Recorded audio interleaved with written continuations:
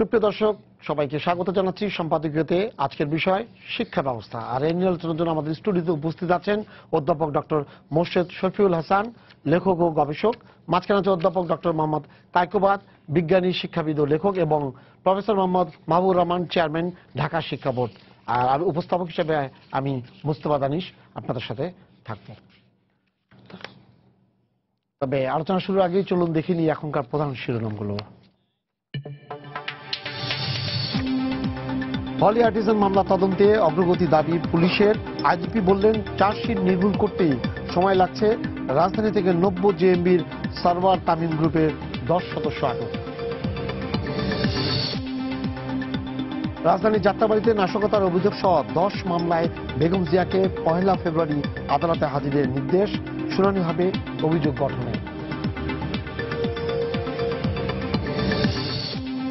উন্নয়নের গতি ধরে রাখতে দলমত নির্বিশেষে সবার সহযোগিতা চাইলেন প্রধানমন্ত্রী। বললেন জনগণকে সঙ্গে নিয়ে দেশকে এগিয়ে নেওয়া হবে। গণভবন থেকে উন্নয়নের মেলার উদ্বোধন। সবার বোধগম্য প্রেসক্রিপশন লিখতে ডাক্তারদের নির্দেশনা দিতে হাইকোর্টের আদেশ। 6 সপ্তাহের মধ্যে দাখিল করতে হবে প্রতিবেদন।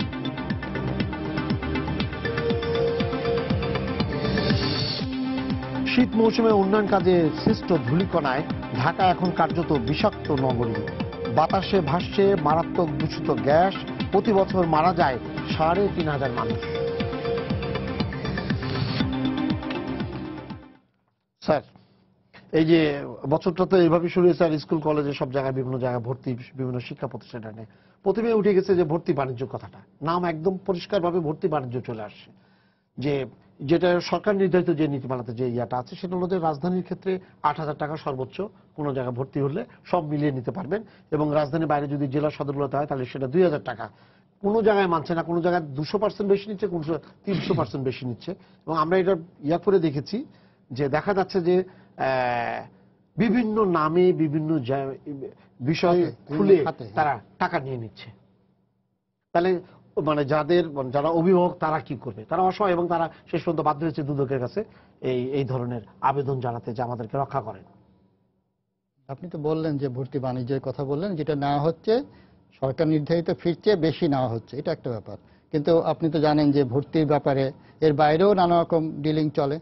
এর যেটা হয়েছিল এর আগে চাঁদার মতোই নেওয়া হতো, এবং সেটা তো নিয়ন্ত্রণ করতে সরকার পারেনি শেষ পর্যন্ত। এবং প্রধান স্কুলগুলোকে টাকা ফেরত দেওয়ার নির্দেশ কিন্তু পালিত হয়নি, এখন পর্যন্ত হয়নি। এবং আমাদের মাননীয় শিক্ষামন্ত্রী নিজে এই ব্যাপারে অসহায়ত্ব প্রকাশ করেছেন। একবার মনে আছে বোধহয় আপনাদের বলেছিলেন যে এইসব জায়গায় হাত দিতে গেলে উনি থাকবেন না। তো এটা তো অভিভাবকের অসহায়ত্ব না, সরকারের অসহায়ত্ব প্রকাশ পায়। এটা তো আছে এবং এটা বাড়ছে। আপনি ঢাকা শহরে যে ইংলিশ মিডিয়াম স্কুলগুলো আছে, খুব নামি নামি ইংলিশ মিডিয়াম স্কুল, সেগুলো শিক্ষকদের বেতনের খোঁজ নিয়েন, তারা কত টাকা বেতন পায়, এবং সেসব স্কুল ছাত্রদের কাছ থেকে এমন লক্ষ টাকা নেয় এরকম স্কুলও তো আছে। তারা এত টাকা নেয়, সেটা কোন খাতে ব্যয় হয়? তাহলে কি হয়, স্কুল কর্তৃপক্ষ ধরে নেয় যে আমরা তাকে এই টাকা দিচ্ছি, বাকিটা তারা জোগাড় করে নেবে। কিভাবে জোগাড় করবে? কোচিং। অনেক স্কুল তো আছে শুধু রিক্সা ভাড়া, যেগুলো স্কুল আছে রিক্সা ভাড়াও টিচারদের হয় না। তারা কিভাবে ধরে নেওয়া হচ্ছে যে তারা অন্যভাবে এটা ম্যানেজ করে নেবে। এই ব্যাপারটি করতে পারে তো সরকার, করতে পারে, কিন্তু সরকার অসহায়ত্ব প্রকাশ করছে, করছে না বা করতে পারছেন না, এবং কোনো সমতা নাই, কোনো ক্ষেত্রে কোনো সমতাটা নাই। তো এটার সমাধান নিয়ে আমরা তো নানা রকম সেমিনার আলোচনা করতে পারি, প্রবন্ধ লিখতে পারি, সবই করতে পারি, কিন্তু এই জায়গাতে হস্তক্ষেপ করতে হবে এবং কঠোরভাবে এটাকে দেখতে হবে। এই যে আপনি একটু বললেন যে নানা খাতে টাকা নেওয়া হয়। আমরা যখন ছাত্র ছিলাম আমাদের বার্ষিক ক্রিয়া প্রতিযোগিতার জন্য টাকা নেওয়া হতো, এটা সরকারি স্কুলে হতো, বেসরকারি স্কুলে হতো।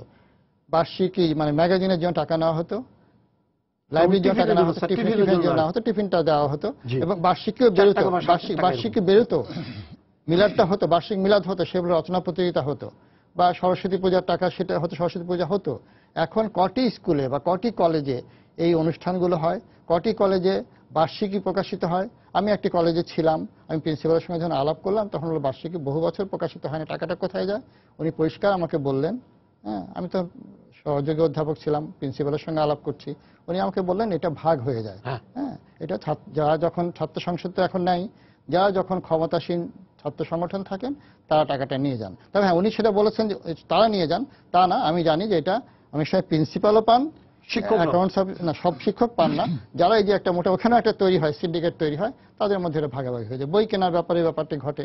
আমি তো এখন আপনি বললেন বলে বলতে হচ্ছে, আমি অনেক জায়গায় দেখেছি বই কেনা হয় না, লাইব্রেরির জন্য একটা টাকা আছে তো বই, সে বইয়ের বদলে ক্যাশ, এটা অবশ্যই শুধু শিক্ষা প্রতিষ্ঠানের ক্ষেত্রে না, সব প্রতিষ্ঠানে হয়তো আছে, ক্যাশ মেমো কিনে নেওয়া হয়, নিয়ে আসা হয় আর কি, লাইব্রেরির বিষয়ে আলাপ করে ক্যাশ মেমো।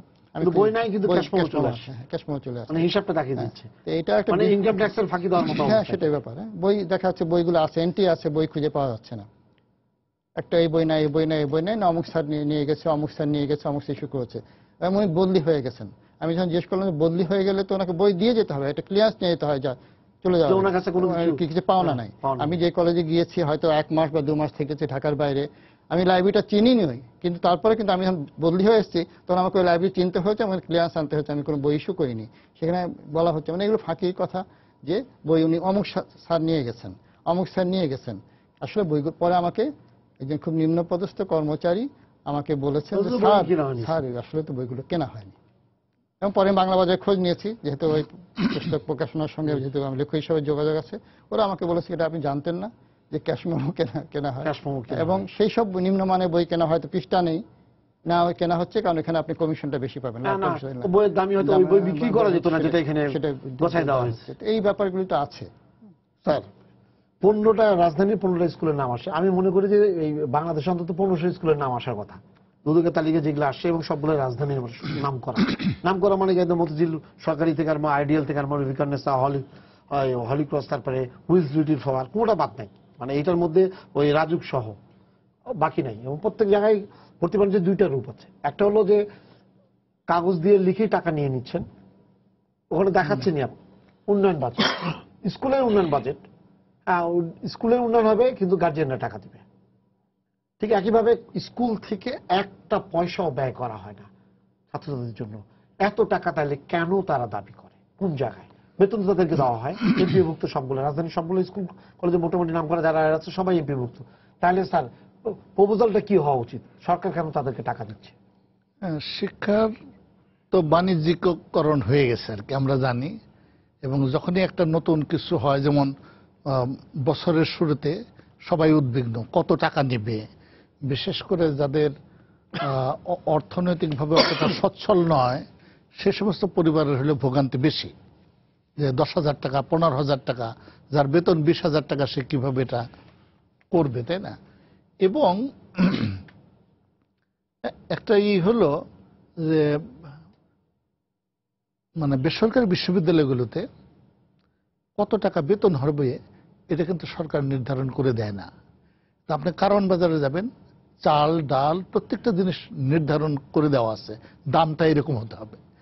কাউকে যদি ধরতে হয় আপনাকে তো আর্থিক দিক থেকে ধরতে হবে, যে একটা বিশ্ববিদ্যালয় সে কত টাকা প্রতি মাসে বেতন নেবে, ফি নেবে, সেটা তো নির্ধারিত হওয়া উচিত না যে এই রেঞ্জের মধ্যে তাকে নিতে হবে।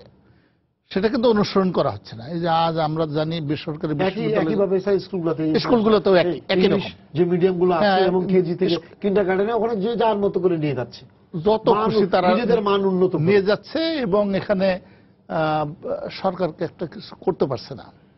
আমরা জানি যে খুব শক্ত হাতে এগুলো দমন করা সম্ভব। সৌদি আরবে যেমন চুরি করলে হাত নাকি কেটে ফেলে, খুব বেশি মানুষের হাত কাটা যায় নাকি? খুব বেশি মানুষের হাত কাটা যায় না, তাই না? আইন যদি সবলভাবে প্রয়োগ করা হয় তাহলে নিশ্চয়ই এগুলোর এই বিস্তৃতি এরকম হবে না। এখন যেটা হচ্ছে যে দুদক বিভিন্ন শিক্ষা প্রতিষ্ঠানে যাচ্ছে, কোথায় দুদক আর কোথায় একটা স্কুল কলেজ হবে পবিত্র জায়গা, সেখানে শিক্ষকরা হয়তো খুব দামি কাপড় চোপড় পরতে পারবে না, কিন্তু তারা সৎ মানুষ হবেন, তাই না? সম্মানী মানুষ হবেন, ছাত্ররা তাদেরকে সম্মান করবে। শুধু ছাত্ররা না, আমি যখন গ্রামের স্কুলে পড়তাম, গ্রামের ছেলে আমি, আমার প্রাইমারি স্কুলের শিক্ষককে সবাই শ্রদ্ধা করত। যে কোনো রকম সমস্যা হলে তার শরণাপন্ন হতো। সে কত টাকা বেতন পেত এটা কিন্তু মুখ্য বিষয় ছিল না, সে শ্রদ্ধার পাত্র ছিল, সম্মানী ব্যক্তি ছিল। এখন কিন্তু আমাদের সমাজের শিক্ষকের ওই কদরটা নেই, কিন্তু হয়তো আমাদের লেভেলটা ওই রকম নেই আর, তাই না? কিন্তু উদ্বুদ্ধ করতে হবে, শিক্ষা হলো জাতির মেরুদণ্ড, তাহলে শিক্ষক কি সেই মেরুদণ্ড যে তৈরি করে, তাই না? আজ যে হোলি আর্টিজান হচ্ছে, আমাদের ছেলে মেয়েদের আমাদের প্রতি আস্থা কমে গেছে, আস্থাহীনতায় ভুগছে। ছোট ছোট ছেলে মেয়েরা যখন সমাজের প্রতি, পরিবারের প্রতি, অভিভাবকদের প্রতি। হ্যাঁ, অভিভাবকদের প্রতি যখন তাদের আস্থা থাকে না, তখন তারা যে কোনো কাজ কিন্তু করতে পারে। আমরা দুর্ভাগ্যজনকভাবে আমাদের শিক্ষার মাধ্যমে ছাত্রদের মধ্যে এই আস্থা সৃষ্টি করতে পারি নাই। স্যার একটা ফোন আছে, দর্শক আপনার পরিচয় দিয়ে প্রশ্ন করুন। জি, সালাম কম। আমি অজিত বলছিলাম খিলক্ষেত থেকে। জি, আমাদের এখানে একটা স্কুল আছে, লেক সিটি কনকর্ড স্কুল। কি নাম পুরো পরিষ্কার করে বলেন স্কুলটার নাম? Lake city concord school. জি, এখানে ভর্তি ফি নেওয়া হয়েছে আমাদের কাছ থেকে 18,000 টাকা। চমৎকার। এটা নার্সারি ক্লাসের একটা বাচ্চার জন্য। জি, তো ওনাকে আমি ফোন করে বলছিলাম যে গভর্নমেন্ট তো বলে দিচ্ছে 10,000 টাকার বেশি নেওয়া যাবে না, কেন আপনারা বেশি নিচ্ছেন? হ্যাঁ, তো ওনারা বলছিলেন যে গভর্নমেন্টের এই ধরনের কোনো ডিক্লারেশন ওনারা নাকি পান নাই। আচ্ছা। তো এই ব্যাপারে আমরা যেহেতু গার্ডিয়ান, আমাদের কি করণীয় বা কি জি, করতে পারি? আপনাকে ধন্যবাদ। ইয়েস স্যার, স্যার আপনাকে ইয়ে করে আপনি বলেন, এই যে স্কুলটার কথা বললো, একটা নার্সারি লেভেলের স্কুল, তারা 18,000 টাকা নিয়ে নিচ্ছে, এটা কিভাবে নিচ্ছে? এই স্কুলটা কি করে আছে স্যার? এটা আমার তো ওনার কাছে এই প্রশ্ন, উনি 18,000 টাকা দিলেন কেন? উনি কি করবে 18,000 টাকা দেওয়ার আগে তো উনি বোর্ডে আসতে পারতেন, মন্ত্রণালয়ে আসতে স্যার পারতেন। এই রাস্তাগুলো কিন্তু সবার এবং জন্য মানে জ্ঞান। এটি হয়তো উনি তো সচেতন জি। অভিভাবক, উনি দিয়েছেন। স্যার এখন এটা- ভর্তির সময় যদি যায়, বোর্ডের পিছু দৌড়াবে না, ভর্তি শেষ হয়ে যাবে। এটা কিন্তু এখন আগের চেয়ে অনেক বেশি মনিটরিং হয়েছে, এবং বিশেষ করে ফর্ম পূরণকে কেন্দ্র করে আপনাদের জানা আছে যে মহামান্য হাইকোর্ট কিন্তু একটা আদেশ দিয়েছে যে যারা অতিরিক্ত ফি নিয়েছে, হয় ফি ফেরত দিতে হবে এবং ডকুমেন্টারি। স্যার কিন্তু বলেছেন যে ফি এখন অনেকে ফেরত হ্যাঁ। দেয়নি, পায়নি, এবং নাম করা আমি স্কুলগুলো। বলছি সেটি, এবং তা না হলে তাদের স্বীকৃতি বা অনুমোদন বাতিল হবে। আমার জানা মতে প্রচুর সংখ্যায় স্কুলের ফি কিন্তু ছাত্ররা ফেরত পেয়েছে, এবং সেগুলো আমরা বোর্ডে কিন্তু সুনির্দিষ্ট ডকুমেন্ট সহ এবং টিওদের স্বাক্ষর সহ যে আমাদের সামনে এই টাকাগুলো দেওয়া হয়েছে, প্রধান শিক্ষক দিয়েছেন, আমাদের কর্তৃপক্ষ যারা শিক্ষায় আছেন তারা সার্টিফাই করেছেন এবং টাকাগুলো ফেরত পেয়েছে, এবং আমরা সেটা দেখেছি মাস্টার রোল সিস্টেমে তারা দিয়েছে। এবং যে প্রতিষ্ঠানগুলো দেয়নি সে প্রতিষ্ঠানগুলোর স্বীকৃতিও কিন্তু আমরা পাঠদানের অনুমোদন স্বীকৃতি বাতিল করেছি। এবং কয়টা স্যার এরকম আছে আমাদের যাদের মোট পাঠদানের যাতে স্বীকৃতি বাতিল করে 6টি দিয়েছে? প্রতিষ্ঠানকে আমরা তাদের পাঠদানের টাকা শিক্ষা বোর্ডে, কিন্তু আর বাদ বাকি সকলেই দিয়েছে। এখন এখানে কারো কারো অভিযোগ আছে যে স্যার আমাদেরকে দিয়ে লিখে নিয়েছে, এবং এটা তো হলে আমরা কি করব? সুনির্দিষ্ট তথ্য প্রমাণে বলছে, কাগজে বলছে যে আমি ফেরত পেলাম ইত্যাদি, কিন্তু অনেকে আবার বলছে স্যার আসলে ফেরত না পেয়েও কিন্তু আমরা লিখে দিয়েছি ওই বাচ্চাটার এই উপর। ধরনের স্কুল তো আছে, আপনি জানেন, পুলিশের হ্যাঁ, কেসও এরকমই হয়, এটা- লিখে দিয়ে দেয়, জেলখানার মধ্যে এখন ঢুকে দেয়। এটা হলে আমরা কি করব? এটা তো আমাদের তো ডকুমেন্ট লাগবে। এবং অভিভাবকরা, উনি যে কথাটা বললেন, আমি তো রেগুলার 300 ফোন ধরি, প্রায় 200, 250, 300 ফোন ধরি। আননোন নাম্বার কিন্তু আমার কাছে করে দেখবেন, আননোন নাম্বার 10টা, তার 8টা 9টায় আমি ধরবো যদি ব্যস্ত না থাকি। উনি তো আমাকে একটা ফোনও দিতে পারতেন যে স্যার এটা হচ্ছে, আমরা যেতাম একজন। আজকে তো ফোন দিয়ে দিয়েছে স্যার, আপনাকে দেখি ফোন দিয়ে দিয়েছে। আমরা দেখব। জি, আর আর এই যে, যেটা যেমন আমি বলি স্যার স্যার, যেটি এখানে বললেন বলি যে- রাজধানী মিরপুরে প্রিপারেটরি গ্রামার স্কুল আছে, সেখানে তাদের প্রথম থেকে 10 দিনের মধ্যে 13,000 টাকা করে নেওয়া হয়েছে। এই বিষয়গুলো আমাদের কাছে কেউ লিখিত অভিযোগ আনে না, কেউ অভিযোগ। আমাদের খুব জাতির জন্য দুর্ভাগ্য যে শিক্ষা প্রতিষ্ঠানে দুদককে হস্তক্ষেপ করতে হয়। এটি আমাদের জন্য স্যার কিন্তু খুব লজ্জা, জাতির জন্য লজ্জা, শিক্ষকদের জন্য লজ্জার, সকলের জন্যই এই বিষয়টা আমাদের না জন্য কিন্তু স্যার আপনি দুর্ভাগ্য। বললেন যে অভিযোগ করে না, কিন্তু মজার ব্যাপার স্যার, আমরা যখন রিপোর্ট করতে যাই আমরা কিন্তু পেয়ে যাই। তাহলে আপনাদের মনিটরিং ব্যবস্থাটা কি আর গণমাধ্যমের মনিটরিং ব্যবস্থার সাথে ডিফারেন্সটা কোন? আমি তো ওপেন কথা বলছি, জি। আমি ওপেন বলছি জি। যে কোনো একজন অভিভাবক, জি, অভিভাবিকা জি, আমাদের কাছে, জি। ইভেন মন্ত্রণালয়ের কাছে লিখিত কোনো অভিযোগ দিয়েছে কিনা কোনো প্রতিষ্ঠানের বিরুদ্ধে যে আমার ভর্তি পরীক্ষায় 8,000-এর জায়গায় 13,000 নিচ্ছে, 2,000-এর জায়গায় 5,000 নিচ্ছে, এটি কিন্তু তারা করেন না। এবং আমরা যখন তথ্য প্রমাণ না পাই তখন কিন্তু আমাদের আসলে তো কিছু করার থাকে না। তারপরেও আমরা অনেক সময় নিজেরা কিন্তু সুমোটো সিস্টেমেও কিন্তু আমরা মাঝে মধ্যে কিন্তু কিছু খবর স্যার এখন নিয়ে একটা আমরা- কথা বলি আপনাকে, প্রিন্টেড ইয়া থাকে, কিন্তু ওই বেতনের ইয়াতে কি দিচ্ছে রিকর্ডের সাথে জুন পর্যন্ত বেতন ক্লিয়ার করছে স্যার। আগামী জুনে কোথায় থাকবে আমি জানি না, জুন পর্যন্ত বেতন ক্লিয়ার। আচ্ছা, তারপরে মানে জিনিসগুলো যেগুলো হচ্ছে, এটা তো আপনার একটা কাগজ, একটা যে বেতন দিয়েছে তার এখানে কত টাকা কি নিচ্ছে সেটা কিন্তু তাদের কাছে ওখানে থাকে, ভেতরটা বাদ দেন, খালি বাইরে থাকে। তো এইটুকু মনিটরিং করার অবস্থা কেন নাই? তাহলে তো মানুষ জানতে পারে যে আসলে কত টাকা নিচ্ছে। মনে করেন সে মানে না, মনে করেন যে গার্জিয়ান অভিযোগ করেনি, কিন্তু স্যার কাগজ তো আপনারা দেখতে পান। মানে কাগজ মানে আমি বলি যে আপনারা যদি যায় বলেন যে এবার ইয়াতেছেন 9-এ 10-এ 8-এ ভর্তির জন্য কতটা নিয়েছে এবং একটা ইয়া দেন, এবং এতে আপনি যদি ওখানে টাঙিয়ে দেন তাহলে দেখবেন হাজার হাজার লোক আপনাদের ওখানে। এটা তো অনলাইনে পুরোপুরি সব দেওয়া থাকে। নালিশটা করতে হয়, এটা কি জানেন? সেভাবে জানানো হয় না, কেন জানবে না? এটা তো আমরা এখন তো অনেক কিছু ট্রান্সপারেন্ট, এখন অনলাইনে পরিষ্কার ভাবে দেওয়া হচ্ছে কত টাকা নিবে, কত কি করবে, বিভিন্ন সময় আলাপ আলোচনায় বলা হচ্ছে। এখন কিন্তু অনলাইন প্রায় কম বেশি দেশের একটা বড় অংশের মানুষ দেখে, এবং এই ঢাকা শহরের অভিভাবকরা তো প্রচুর অনলাইনে কাজ করেন। বা আমরা যখন কোনো রেজিস্ট্রেশনের কথা বলি, বা কলেজে বা স্কুলে ছাত্র ট্রান্সফারের কথা বলি, বা অন্য কিছু বলি, সাথে সাথে কিন্তু হাজার হাজার দরখাস্ত পড়ে যায়। নিশ্চয়ই তারা অনলাইনের ব্যাপারে সতর্ক আছেন, এটা আমি নিশ্চিত। হয়তো সবাই নাই, অনেকেই আছেন। অনলাইনে কিন্তু দেওয়া থাকে, এবং আপনি যেটা বললেন যে এই ডকুমেন্টেই ফাঁকি আছে, হ্যাঁ ওখানে কিন্তু ওরা 8,000ই দেখাবে। জি, না না না, কিন্তু ভালো দেখাচ্ছে।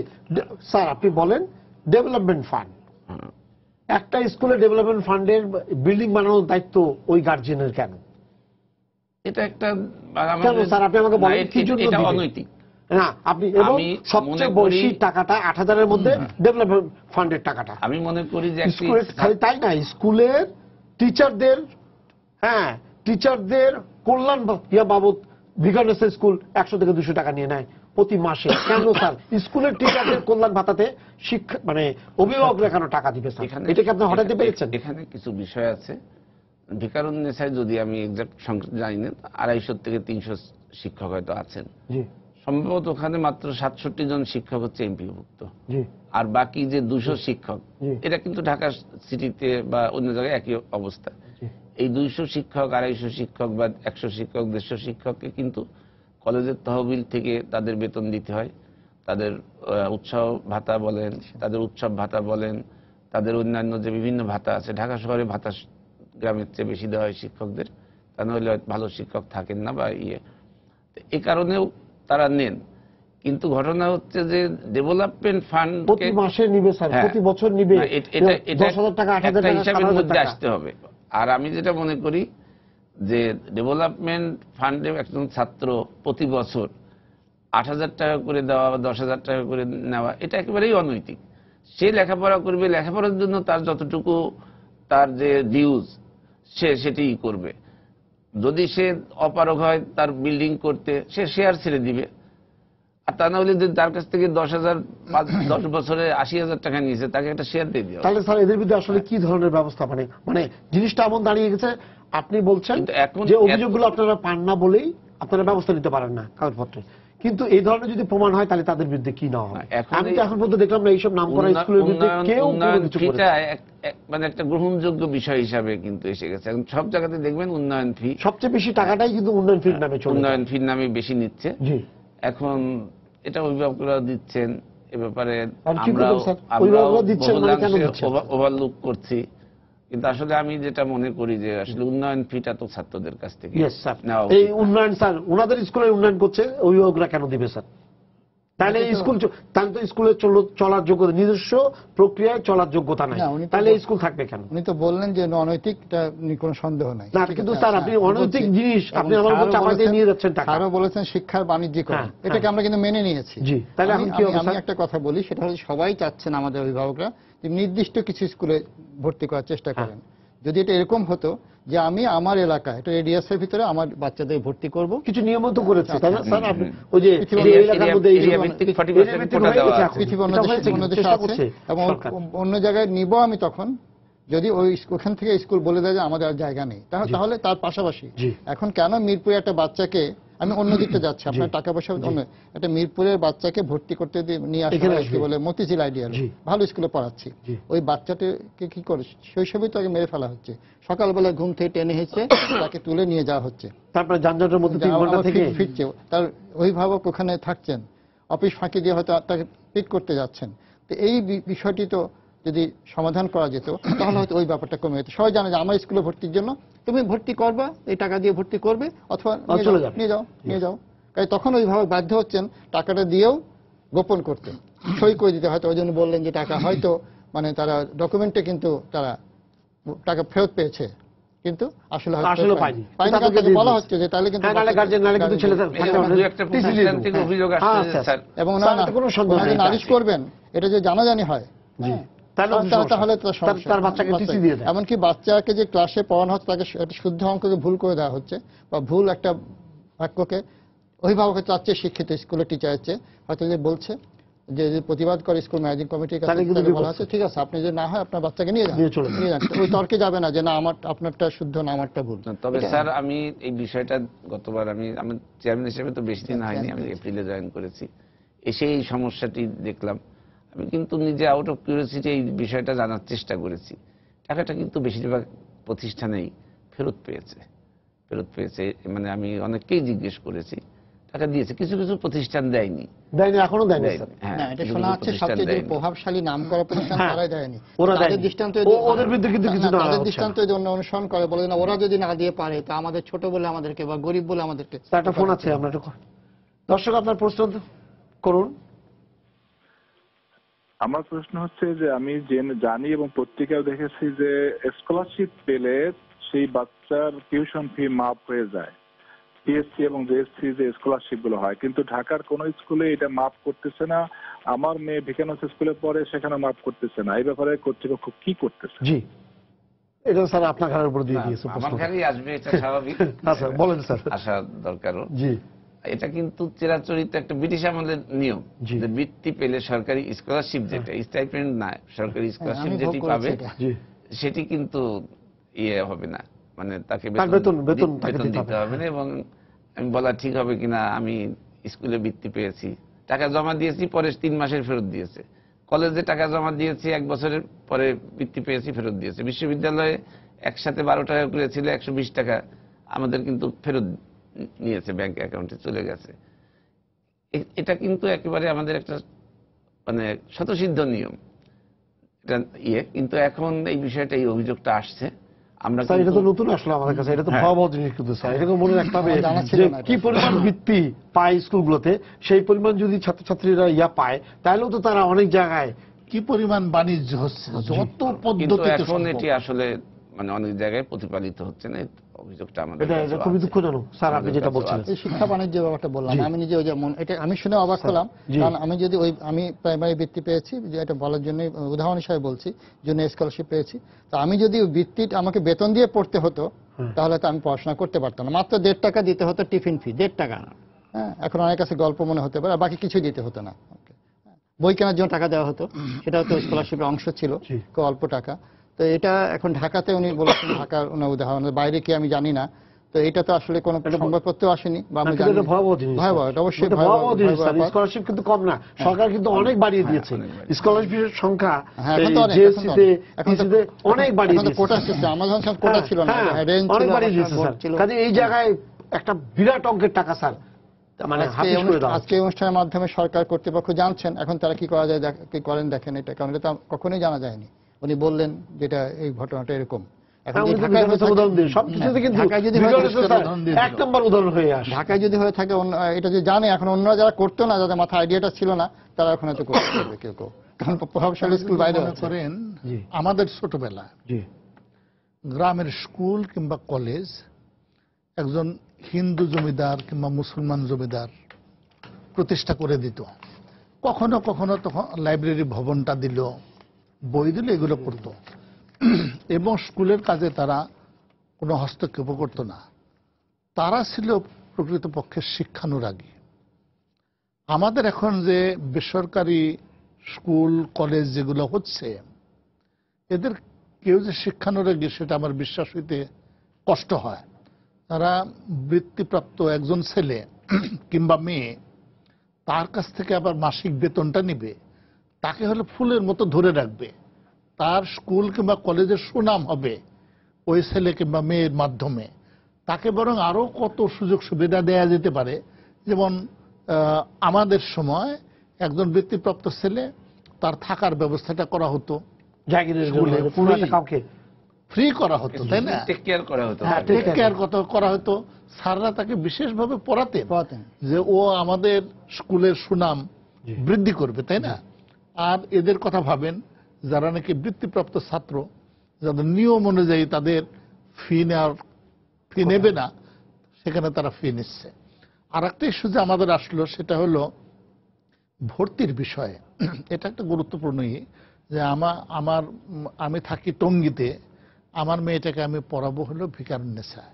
যানজটে এমনি আমাদের মানে ওষ্ঠাগত প্রাণ, তাই না? যানজটে তারপর ওই গাড়িটা যদি একবার দুইবার যাতায়াত করে কি অবস্থা হবে? নিজেও যানজট সৃষ্টি আমরা করছে। যদি এরকম নিয়ম করতে পারতাম যে কোনো স্কুল কলেজে ভর্তি হতে হলে ওর 1 কিলোমিটার কিংবা 2 কিলোমিটারের মধ্যে বসবাস করতে হবে, এই নিয়মটা করলে ভিকারুন্নেসায় নিশ্চয়ই কোনো পাকিস্তানি কিংবা ভারতীয় নাগরিকের ছেলে মেয়েরা ভর্তি হতো না, আমাদেরই ভাই বোন কারো ছেলে মেয়ে ভর্তি হতো, তাই না?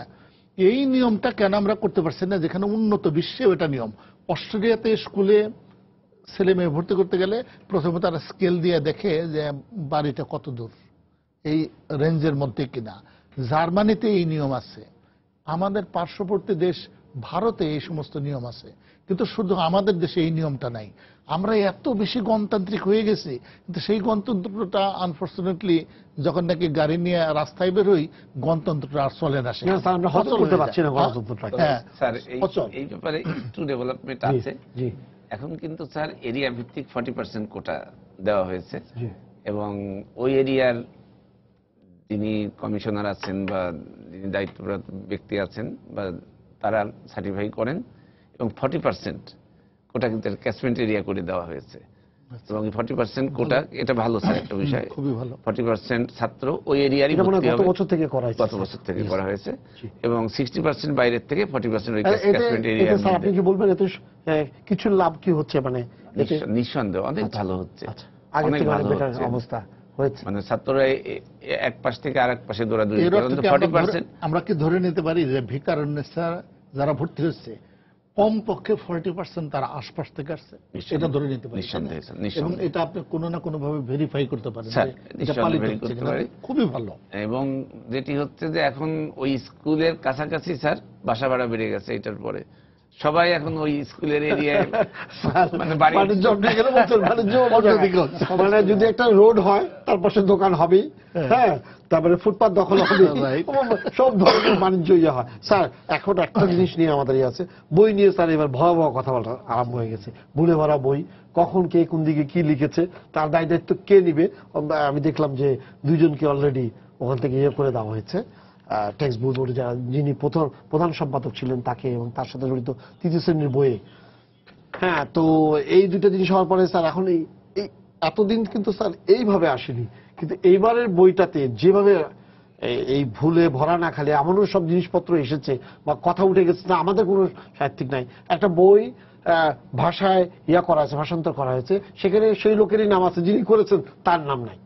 তো এত জিনিসগুলো স্যার, এখানে তো নাম করা সব লোক, যে প্যানেলের যেগুলো সবগুলোতে কিন্তু নাম করার লোক আছে স্যার। তাহলে এই নাম করার লোকগুলোর দায়িত্বটা কি স্যার? এটা তো আমরা যে এই আলোচনায় বসার আগে আমরা নিজের আলোচনা করছিলাম, আমরা তো একসময় ছাত্র ছিলাম, জি। আমরা পড়েছি বইপত্র, সেই বই তো আসলে বছরে বছরে পরিবর্তনের কখনো প্রয়োজন হয়নি। এখন বাংলা বই, ইংরেজি বই, গণিতের বই কেন বছরে বছরে পরিবর্তনের দরকার হয়? এটা একটা মৌলিক প্রশ্ন। কিন্তু হ্যাঁ, হতে পারে সমাজ পাঠের ইতিহাস অংশটা হতে পারে, যেহেতু আমাদের দেখা যায় যে সরকার পরিবর্তনের সমস্যা, কিছু কিছু পরিবর্তন এটা হতে পারে, কিন্তু এটাও কোনো শিক্ষক কাম্য বলে না, এটা বাঞ্ছনীয় না। এটার কারণটা হলো যে ওই যে আমাদের অনেক অতি রাজনীতিকরণ হয়েছে সব ব্যাপারে, এবং সব ক্ষেত্রে হয়েছে। আমি একটু এই ব্যাপারে বিষয়ে একটু বলি, কিছু অভিজ্ঞতা থেকেও বলি যে তাহলে এই বইগুলো কেন পরিবর্তন করতে হচ্ছে। মানে যখন বইটি প্রাথমিকভাবে এটা প্রণয়ন করা হচ্ছে তখনই কিছু ঝামেলা রয়ে যাচ্ছে। আপনি দেখবেন, আমি ক্লাস 7 একটা বই এখানে আছে, এখানে 14 জন না 15 জন লেখক লেখক আছে। তারপর আবার সম্পাদনা থাকে, যতগুলো জিনিস আছে স্যার এর মধ্যে ম্যাটেরিয়াল নাই, তার থেকে বেশি নাম আছে। এবং তার লেখক না, সম্পাদক। মানে আমাদের টিভি প্রোডাকশনের মতো স্যার, একটা ফিল্ম হলে ওখানে নিচে লেখা উঠতে থাকে, উঠতেই থাকে এবং নিচে শেষ হয়। এখন সবার দায়িত্ব, সেটি কারোর নাম পড়া যায় না, একটা নিয়ে জি সবার মানে অনেকের দায়িত্ব মানে কারো দায়িত্ব না, দেখা যায় সবাই এটাকে অন্য ঘরে চাপানোর চেষ্টা করেন, আমি তো এটা করিনি। আচ্ছা, এখন আমি অন্য দিক থেকে একটু আলোচনা করি যে আজকে মানে আপনার প্রযুক্তির উন্নয়নের কারণে প্রকাশনার মান খুব ভালো হয়, যে কোনো মফস্বল থেকে কিন্তু খুব চমৎকার ছাপা বাঁধা বই পাওয়া যায়। কিন্তু আমরা তো মানবো যে শিশু শিক্ষার স্তরে বা প্রাথমিক শিক্ষার স্তরে, মাধ্যমিক শিক্ষার স্তরে পাঠ্য বইগুলো সে নির্ভুল হওয়া উচিত, সুন্দর ছাপা হওয়া উচিত। আমাদের পাঠ্য বইগুলো দেখে কি মানে সবচেয়ে নিকৃষ্ট মানের ছাপা কাগজ, ছাপার মুদ্রণে অজস্র ত্রুটি, বানানের কোনো সমতা নাই, অক্ষর ভাঙা। এটা যদি আমরা বুঝতে পারি যে কেন এটা হয়, তাহলে বাকিটা আমরা বুঝতে পারবো। লেখকরা যার কাজ হলো সংকলন করা, তাহলে সংকলন করবেন। কিন্তু আবার এই যে শব্দার্থ টিকা এগুলো করার কাজে অন্যদের, কারণ টাকা আছে তো, টাকাটা তো নানাজনকে দিতে হবে, ওটা আবার তারা করেন না। মানে আমি খোঁজ নিয়ে জেনে যেটা, এটা করেন অন্যরা। প্রশ্ন তৈরি করা হয়, সৃজনশীল প্রশ্ন, সেটা করেন আমি শুনেছি বোর্ডের লোকজন করেন, কারণ মানে এখানে কোনো সমন্বয় নাই। কিন্তু লেখক যারা, আমি একটা অভিজ্ঞতা আপনি অনুমতি দিলে আমি বলি, সেটা হলেই যে কিছুদিন আগে আমি গিয়েছিলাম ক্লাস 9-এর বইয়ের সম্পাদনার ব্যাপারে, আমাকে ডাকা হলো। আমি একটা শর্ত দিলাম যে এটা হলো আবার ওই বইগুলো কখন সংশোধন করা হয়, তারা বলে দেয় যে এই পিসগুলো পরিবর্তন করতে হবে। কেন করতে হবে? মাঠ পর্যায় থেকে আপত্তি এসছে, মন্ত্রণালয় থেকে বলা হয়েছে এখানে স্পর্শকাতর বিষয় চমক আছে, এবং সেগুলো খুব অদ্ভুত যুক্তি। জীবনাদেশের যখন আবার আসিব ফিরে, এই কবিতাটি রাখা যাবে না কেন? এটা অন্য প্রশ্ন। আবার কেন যাবে না? এখানে জন্মান্তরবাদের একটা ব্যাপার আছে, এবং বাংলাদেশ বোর্ড থেকে বোধ অনেক কবিতা বাদও দেওয়া হয়েছে। তো এটা বদলাতে হবে, এটা কিন্তু বলে দিচ্ছে। সবসময় আমরা কিন্তু বাইরে থেকে অনেক কিছু দেখি যে বলে দিতে হচ্ছে আপনি এটা চেঞ্জ করতে হবে, এটা চেঞ্জ করে আমাদেরকে কর্মশালা আয়োজন করা হয়, একটা করে দিবেন। ওটা কিন্তু চেঞ্জ করা হবে, এই সিদ্ধান্ত কিন্তু নিচ্ছে না রিভিউয়ার বা সংশোধকের না, ওটা কিন্তু সিদ্ধান্তটা আছে, বলে দেওয়া হচ্ছে। এখন এটা আমি ভেরিফাই করতে পারছি না যে এটা আসলে বলা হয়েছে কিনা। আচ্ছা, এটা করতে হচ্ছে। তারপরে আবার রিভিউ করা যখন হচ্ছে, আমি একবার রিভিউ করেছিলাম, তো বলা হচ্ছে যে আপনি লিখতে পারেন, পরিমার্জন করতে পারেন, আমাদের সময় নাই, অর্থাৎ তারিখে টেন্ডার ডেট করতে হবে, না হলে বই ছাপা যাবে না। এক তারিখে বই না দিতে পারলে সরকারের পতন। আমরা আগামীতে করবো, আগামীতে আমরা করে নিব, কিন্তু সেটা হয় না। এমনকি আমি যেটা সংশোধন করে আসলাম, যে দিয়ে আসলাম, চেয়েও কিন্তু সেই বইটা কিন্তু বোর্ডের কাছে পাওয়া যায়নি। আমারটা কি নেওয়া হলো, যেটুকু বলেছে সেটুকুও নেওয়া হলো কিনা। আচ্ছা, তারপর একটা বিষয়, একটা ওয়ার্কশপে আমি এই পর্যন্ত 3বার যুক্ত হয়েছিলাম, আমি খুব অভিজ্ঞতা। আমি বললাম, আমি শর্ত দিলাম যে যারা লেখক কিংবা সম্পাদক তাদের একজন প্রতিনিধি থাকতে হবে, কারণ আমি মনে করছি এটা পরিবর্তন করা দরকার। ওনার তো যুক্তি আছে যে তারা আসেন না। শেষ পর্যন্ত আমি বললাম তাহলে আমি যাব না। পরে একজনকে বলা হলো উনি আসবেন, তিনি আমার খুব শ্রদ্ধেয় লোক, এখানে নাম বলার দরকার নেই। তিনি এলেন, এসে তিনি ঘোষণা করলেন যে না, আমি এখানে বসবো না। কেন বসবো না? যে ওনার নাম সম্পাদক হিসাবে, দুজন বিখ্যাত লোকের নাম সম্পাদক হিসাবে আছে, আমাকে কিন্তু এখানে ইনভলভ করা হয়নি। কাজে উনি পুরো ওয়ার্কশপে উনি বসলেন না আমাদের সঙ্গে, ঠিক আছে। এরপরে যখন উনি চলে গেলেন, শেষ দিনই চলে গেলেন উনি, আমি বোর্ডে একজন উচ্চপদস্থ কর্মকর্তার সঙ্গে কথা বললাম, যে উনি তো সম্পাদনায় ছিলেন না। হ্যাঁ, তো বললেন যে ঠিক আছে স্যার, যেহেতু আমি সরকারি চাকরি করতাম, ওনাদের সঙ্গে আমি একটু কমিউনিকেট করা আমার সহজ হয়। বললেন স্যার ঠিক আছে, মানলাম। উনি, আপনিও বললেন, আপনারও গুরুজন উনি সম্পাদনায় ছিলেন না, কিন্তু টাকাটা কেন নিলেন? এবং উনি ওয়ার্কশপে আসলেন, কারণ আগেই বলতেন যে আমি ওয়ার্কশপে আসবো না। উনি তো আসার বাবদও কিছু খরচ পেয়েছেন, আর এই প্রশ্নের উত্তর কে দিবে? তাহলে সমস্যাটা ওই জায়গায়। সমস্যা তো খালি শুধুমাত্র আপনি স্কুলের নিচের শিক্ষকদের বলছেন না, ওই জায়গায় মানে সর্বোচ্চ লেভেলের যিনি শিক্ষক, উনি অ্যাটেন্ড করছেন না, বই দেখছেন না, এরকম বাড়িতে চেক চলে যাচ্ছে, উনি চেক নিয়ে নিন। এরকম একটা বইয়ের জন্য 14 জন সংকলক লাগবে কেন আমাকে বলেন? এবং এগুলো কোনোটা পৃষ্ঠা তো ওনাদের লেখা না। আবারও আছে, যেমন ধরেন আমি রোকেয়ার উপর একটা লেখা অন্তর্ভুক্ত করতে চাই, ভালো কথা খুব, কিন্তু রোকেয়ার উপর লেখাটি আছে, কিন্তু আমি ভেবে দেখছি যে উনি আমাদের লোক না। যে কোনো লেখাটি ভালো, স্বীকার করা হচ্ছে, এটা আমার লোক না। কারণ রাতারাতি একজনকে দিয়ে লিখে একটা লেখা ঢোকাতে হবে, উনি কিছু পয়সা পাবেন সেই উপলক্ষে। আমি খুব সরাসরি বলছি কথাগুলো। তো এই ব্যাপারগুলো মানে এইভাবেই চলে আসছে স্যার, এটা এইভাবে চলে আসছে। আমি একটা বলি, এই সমালোচনা হয়েছে টেলিভিশনে যে মেয়েদিনের কবিতা বাদ দেওয়া হয়েছে ক্লাস 7-এর বই থেকে। এটা কিন্তু আমার একটা, আমি জানি না করেছে কিনা, আমার একটা প্রস্তাব ছিল।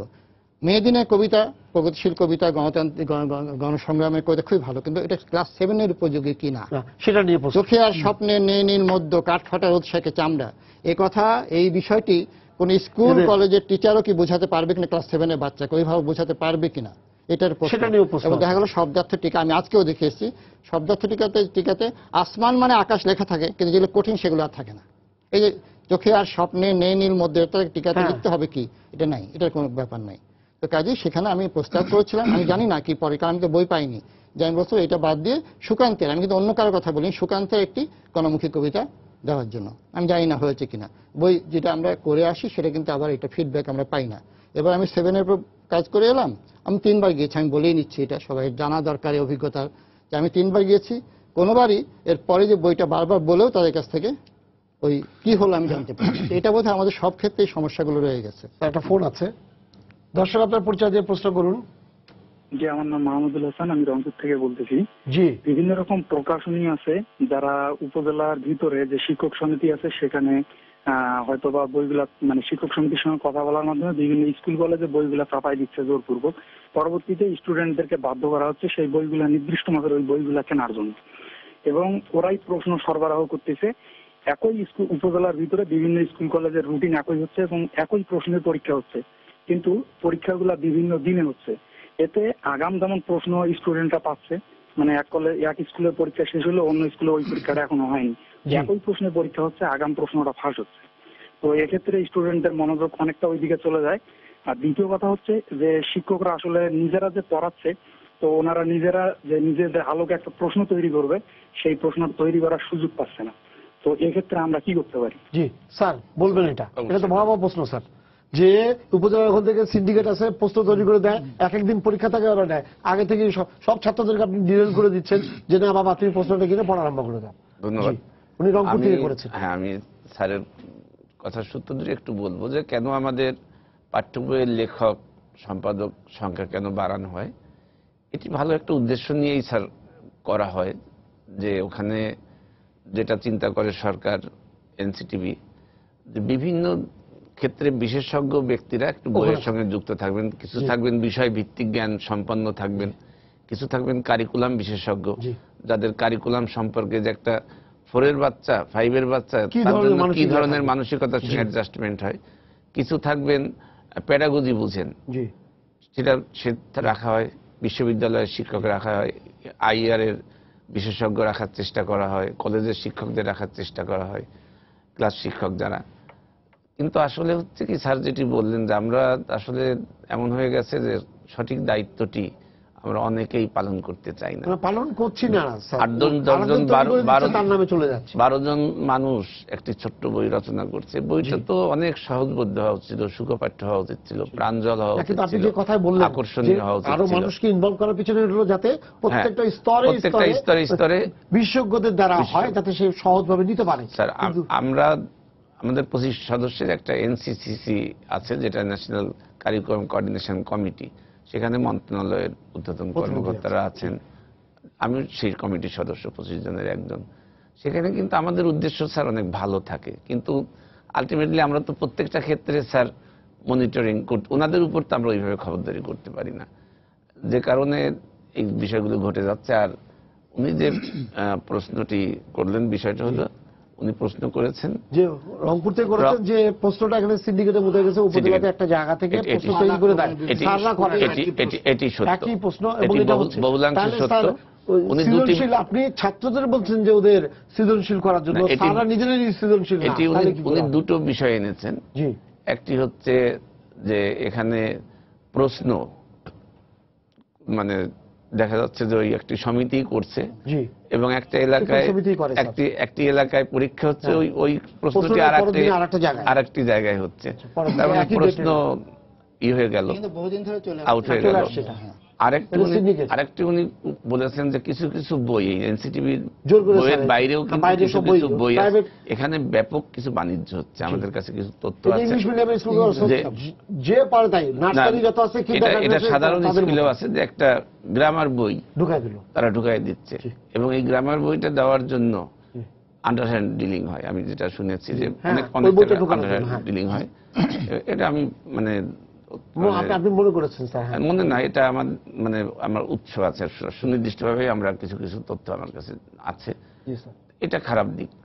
এই বিষয়গুলো কিন্তু আমরা আসলে অ্যাড্রেস করছি, এবং এই বিষয়টার সাথে স্যারের কিছু অবদান আছে। আমরা মাঝে আপনারা জানেন যে কক্সবাজারে আমরা নভেম্বরের আমরা 25 থেকে 27 আমরা ওয়ার্কশপ করেছি এবং সেখানে মূলত 5টি বিষয়ে আমাদের দেখা হয়েছে যে 2018 সালে আমরা যে বইটি বিদ্যমান বই আছে এই বইটির কিছু এই কারিকুলামে এই সিলেবাসেই আমরা সেই বইগুলোর কিছু পরিবর্তন পরিমার্জন সংশোধন করব, একটা কমিটি থাকবে এবং ইতিমধ্যে কিন্তু 2টি কমিটি করে দেওয়া হয়েছে। আরেকটি হচ্ছে যে বিষয়টা উনি বললেন, আমরা একটা আইটেম ব্যাংকের সিদ্ধান্ত নিয়েছি, প্রশ্ন ভান্ডার। সেটা হচ্ছে প্রত্যেক শিক্ষক বাধ্যতামূলকভাবে প্রশ্ন দিবেন এবং সৃজনশীল সিস্টেমের প্রশ্ন দিবেন। প্রচুর প্রশ্ন আসবে, বাধ্যতামূলক দিতেই হবে এবং এই প্রশ্নগুলোকে পরিমার্জন করা, যেটাকে আমরা বলে থাকি মডারেশন। এই প্রশ্নগুলো মডারেটেড হবে এবং মডারেট হয়ে যখন এটা একটি শুদ্ধিকরণের মধ্য দিয়ে গ্রহণযোগ্যতার মধ্য দিয়ে আসবে তখন আমাদের ওই ব্যাংকে ঢুকে যাবে এবং এই ব্যাংকের মধ্যে মানে ব্যাংক কিছু প্রশ্ন ওপেন থাকবে, বেশিরভাগ প্রশ্ন ওপেন থাকবে আর একটা অংশ হিডেন থাকবে এবং ওই অংশ থেকে মানে প্রশ্ন করতে হবে। আর আমরা যখন পাবলিক পরীক্ষায় নিব তখন হিডেন অংশটা থেকে এবং কিছু ওখানে সৃজনশীল প্রশ্নের উত্তরও দেওয়া থাকবে। এখন যে যেমন মনে করছে লিখছে, পৃষ্ঠার পর পৃষ্ঠা লিখছে, কিন্তু আসলে কতটুকু আইডিয়াল লেখা, যে কি প্রশ্নের জন্য কতটুকু উত্তর বিষয়ভিত্তিক কিন্তু এটিও থাকবে। এটা আমাদের দেশের যত বিদগ্ধ শিক্ষাবিদেরা ছিলেন, এমিনেন্ট এডুকেশনিস্ট স্যার ছিলেন, অনেকেই ছিলেন, আমাদের স্যার ছিলেন আব্দুল্লাহ আবু সাইদ স্যার ছিলেন, প্রফেসর জাফর ইকবাল স্যার ছিলেন, আমাদের রাশেদা কে চৌধুরী ছিলেন, আখতারুজ্জামান স্যার ছিলেন, অনেক আমাদের দেশের মানে এটা নিয়ে তারপরে এটা আমাদের 3 দিন করা হয়েছে এবং এটি এবং আরেকটি বিষয় যে এখন যে আমরা 8টি বোর্ড বা 10টি বোর্ড, 8টি সাধারণ বোর্ডে আমরা আলাদা আলাদা প্রশ্নে পরীক্ষা নিচ্ছি। এটা কিন্তু এক বোর্ডের প্রশ্ন কঠিন হচ্ছে, আর এক বোর্ডের প্রশ্ন ভুল হচ্ছে, এক বোর্ডের প্রশ্নে দেখা যাবে যে গাইড থেকে এসে যাচ্ছে, যেটা এবার মানে হয়েছে। আমরা সিদ্ধান্ত নিয়েছি 2019 সাল থেকে সারা দেশে ইউনিফাইড কোশ্চেন এটা স্যাররাই প্রস্তুত দিয়েছেন। আরেকটি বিষয় স্যাররা আমাদের একটা প্রস্তাব করেছেন যে দেশে যদি হাত ধোয়া দিবস থাকতে পারে তাহলে বই পড়া দিবস থাকবে না কেন, এটিও মন্ত্রণালয় সক্রিয় বিবেচনা করছে। আমাদের বছরের একটা দিন বই পড়া দিবস। স্যার 1 মিনিটে আপনি কি বলবেন স্যার এই আজকের আলোচনা? হ্যাঁ, ওই যে কক্সবাজারের যে কর্মশালার কথা বলা হলো, ওখানে বেশ কিছু সুপারিশ এসেছে, বিভিন্ন স্তরের গুণী ব্যক্তিরা সেখানে ছিলেন এবং সেটা কিন্তু ফলো আপ হচ্ছে। যেমন বললেন যে অলরেডি কমিটি হয়েছে, 2018 সালের জানুয়ারি মাসে যে পাঠ্যপুস্তক দেওয়া হবে, বেশ কয়েকটি পাঠ্যপুস্তক নতুনভাবে লেখা হবে কিংবা সুখপাঠ্য করা হবে এবং আমি আশা করছি যে আমাদের ছেলে মেয়েরা আগামী বছর থেকে অন্তত একটু ভালো জাফর ইকবাল স্যার, আমাদের প্রফেসর কায়কবাদ স্যার, আমাদের আব্দুল্লাহ আবু সাইদ স্যার, তারা বলছেন আমরা ভলেন্টারিলি কাজ করব। আমরা মানে সউদ্যোগে আমাদের যদি হয় তাহলে আমাদের জন্য এটা মঙ্গলজনক হবে, কিন্তু এর আগের গুলোতে ওনার যে অভিজ্ঞতা আছে সেটা হয়নি। স্যার আপনাদেরকে ধন্যবাদ স্টুডিওতে আসার জন্য। সবাইকে শুভেচ্ছা জানিয়ে শেষ করছি আজকে সম্পাদকীয়। আগামীকাল আবারও দেখা হবে রাত 10টায়, দেখার আমন্ত্রণ রইল। শুভরাত্রি।